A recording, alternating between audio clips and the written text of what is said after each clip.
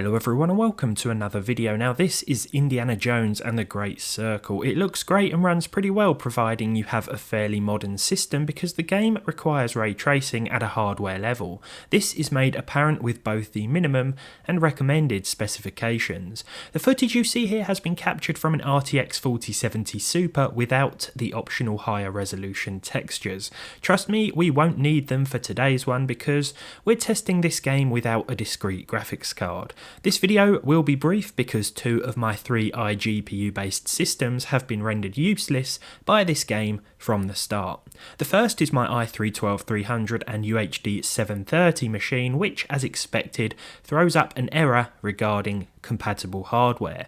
The same can be said with my Beelink mini machine, which features a Ryzen 5560U and Radeon graphics. Looks like it's up to the Ryzen 7 8700G and 780M to actually make this video worth uploading.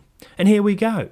First of all, even at the lowest settings, the game looks pretty good. If we don't take a look at the foliage or textures or anything else too closely, I've paired this APU with 32 gigs of dual channel 6400 MHz memory to get the most out of it, and during this initial jungle scene at native 1080p we are averaging 30 FPS, though there will be drops below this as you might expect.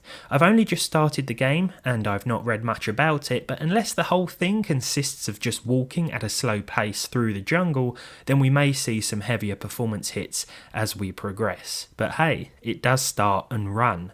We also get a static or dynamic resolution toggle, and I'd recommend using it with this hardware to target 60 frames per second.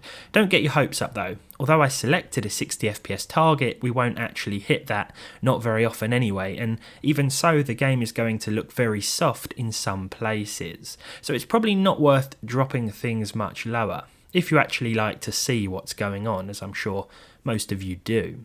Performance will pick up in indoor areas though, and because of the dynamic resolution it will look a little sharper too. If you're using a system with a 780M, then Indiana Jones is certainly playable, at least from what I've tested so far.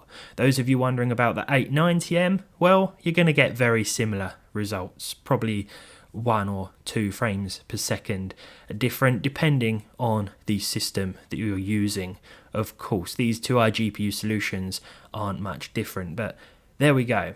Thanks for watching. Let me know how it runs on your PC and what your specs are, of course, and hopefully I'll see you all next time.